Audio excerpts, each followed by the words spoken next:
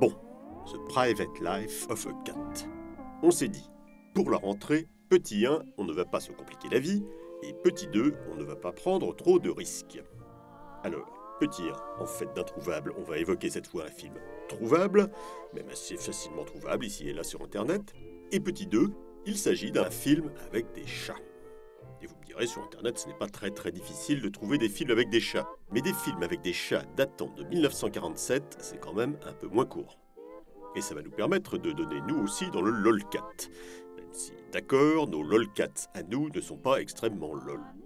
Mais nos chats sont quand même des chats. Alors on va pouvoir indiquer cats et lolcat dans les tags, et avec un peu de chance, ça va booster le compteur de vues. Donc, la vie privée d'un chat, d'une chatte en fait, Tigré. Madame Chatte, Tigré, rencontre Monsieur Chat, Blanc. Ils se fréquentent un peu, du bout du nez, Monsieur Chat emballe. Et après quelques recherches immobilières, ils emménagent dans une boîte de chips. Et là, on se dit que vu la taille de la boîte, ça en dit long sur les habitudes alimentaires de leur maître. Et puis, ils font des tas de petits chats. 5 carrément. D'accord, ils ont un petit côté bébé des Razorhead, mais c'est normal, vous verrez tout à l'heure. En tout cas, Monsieur Chat Blanc se dit, bon, faire les petits chats, pourquoi pas, mais s'en occuper après, je vais aller faire un tour. Et maman Chat, Tigré, se débrouille toute seule pendant un petit moment. Tout au moins, c'est ce que laisse penser le film. Mais en réalité, c'est surtout qu'il a fallu virer Monsieur Chat de temps en temps pour pouvoir filmer tranquillement. Mais tout s'arrange, Papa Chat finit par avoir le droit de revenir, et Maman Chat se charge d'organiser les premiers pas dans la vie de Chaton 1, Chaton 2, Chaton 3, Chaton 4 et Chaton 5, sous l'œil attentif mais interrogateur de Papa. C'est une vraie chasse aux Pokémon en grandeur réelle.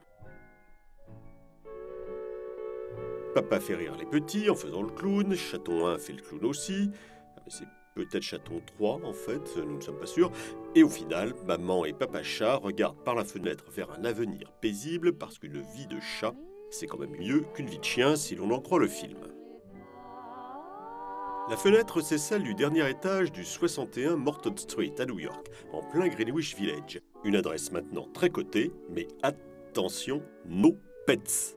Aujourd'hui, les animaux ne sont plus autorisés au 61 Morton Street. Mais en 1947, si, ils étaient autorisés. Et à l'époque, habitait alors là le réalisateur de The Private Life of a Cat, Alexander Hamid, son épouse et les deux vedettes du film, Glamour Girl, dite Gégé, et Joe, qui étaient ses propres chats. Et surtout ceux de Madame Hamid, plus connue sous le nom de Maya Deren, qui n'a pas été pour rien dans la réalisation du film, et de plus était la réincarnation d'un chat. Maya Deren elle-même est restée davantage célèbre pour ses propres films des années 40, tous réalisés eux aussi avec la collaboration de son mari, dont Meshes of the Afternoon, un film qui a peut-être donné des idées quelques années plus tard au jeune David Lynch. Nous y voilà. C'est vrai que quand on jette un coup d'œil sur cette petite étude comparative que l'on trouve sur YouTube, il y a un peu de ça.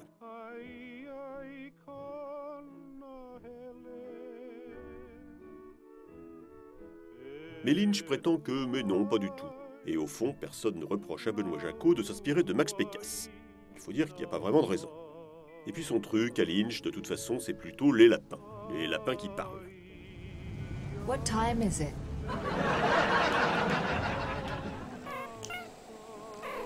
Mais c'est vrai que les chats parlent aussi, la preuve.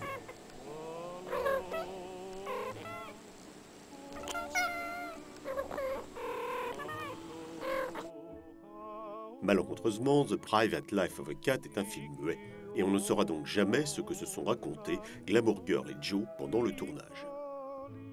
En tout cas, après son divorce avec Alexander Hamid, Maya Deren est restée dans l'appartement de Morton Street jusqu'à sa mort en 1961, et toujours en compagnie de chats, jusqu'à 19 à la fois, qu'elle n'oubliait jamais de nourrir avant elle-même, et parfois il ne restait même plus rien pour elle. Elle avait tenu le journal du tournage du film, paru dans le numéro 2 juillet 1947 d'un magazine for Smart Young Women, opportunément nommé Mademoiselle. Un numéro spécial Mothers and Babies, où l'on remarque une publicité pour l'album de 4,78 tours de musique hawaïenne à 3,15$ que nous entendons en fond sonore depuis le début. Le hasard fait bien les choses. Dans le Mademoiselle de juillet 1947, on remarque également un poème intitulé « Berceuse pour un bébé métaphysique » que nous n'allons toutefois pas vous déclamer, et page 57, donc, le journal de tournage de The Private Life of a Cat. où l'on apprend plein de choses. D'abord, tout a été tourné en février et mars. Et ensuite, non. La grosse boîte en carton n'est pas le reflet d'une consommation excessive de chips, mais elle a été savamment choisie avec la complicité de l'épicier d'en bas en fonction d'une étude précise de ses paramètres de taille, de solidité et d'étanchéité. Du coup, ça aurait pu être aussi bien un carton de ketchup ou de haricots. Mais donc non, ce sont des chips. Heureusement, Glamour Girl et Joe n'avaient pas le gabarit de Samson, actuel détenteur du titre du chat le plus gros de New York. Et puis on n'y pense pas tout de suite comme ça, mais un film de Lolcat à la fin des années 40, ça ne se tourne pas comme aujourd'hui. Pouf, j'appuie sur la petite icône et ça tourne et c'est pas compliqué. En 1947, si, c'était compliqué. C'est de la pellicule, l'autonomie de la caméra n'est que de quelques secondes, et elle fait du bruit la caméra, il faut de la lumière partout, mais pas trop longtemps pour ne pas faire peur aux chats, et surtout ne pas éblouir les ch'tis chats, etc., etc. Et le journal du tournage raconte comment le petit appartement d'Alexander et Maya a été transformé pendant plusieurs semaines en studio avec projecteurs, trépieds et câbles partout, tout ce qu'il faut en général pour mettre des chats à l'aise. C'est pourquoi il a fallu tout installer plusieurs jours à l'avance pour y habituer Joe et Glamour Girl, mais il paraît qu'ils s'y sont très vite faits. Mais après, il s'est agi d'attendre qu'ils daignent venir devant l'objectif et puis surtout ne pas rater le grand moment de la venue au monde des petits.